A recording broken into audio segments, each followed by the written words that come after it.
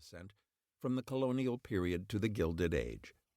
Then, starting with the 20th century, I explore the details of the struggles for workers' rights, women's rights, civil rights, and indeed all the minority rights movements, as well as the anti-war movements that have dominated public discourse for more than a century.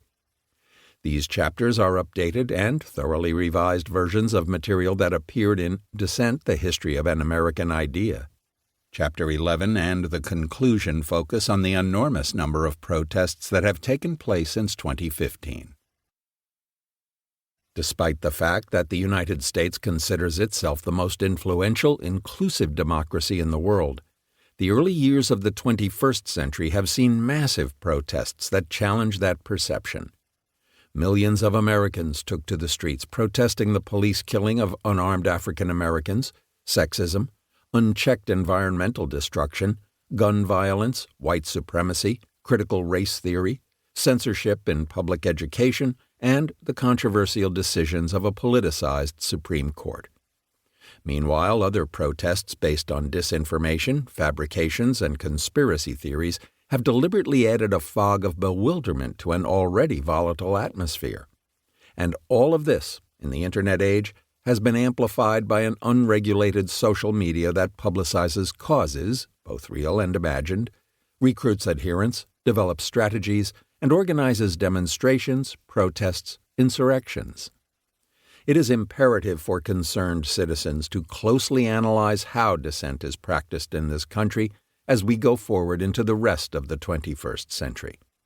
We have to continue to scrutinize dissent movements in order to understand if they express legitimate grievances or act as a smokescreen for those who are more interested in undermining democracy and thwarting its extension to the disempowered in order to bolster their own self-centered interests. The right to dissent is central to democracy, but we must protect that right and ensure it as the means of our salvation and not our ruin. Introduction. Dissent and America. If a man does not keep pace with his companions, perhaps it is because he hears a different drummer. Let him step to the music which he hears, however measured or far away. Henry David Thoreau, Walden Pond, 1854. All we say to America is to be true to what you said on paper. Somewhere I read of the freedom of speech. Somewhere I read of the freedom of press. Somewhere I read that the greatness of America is the right to protest for right.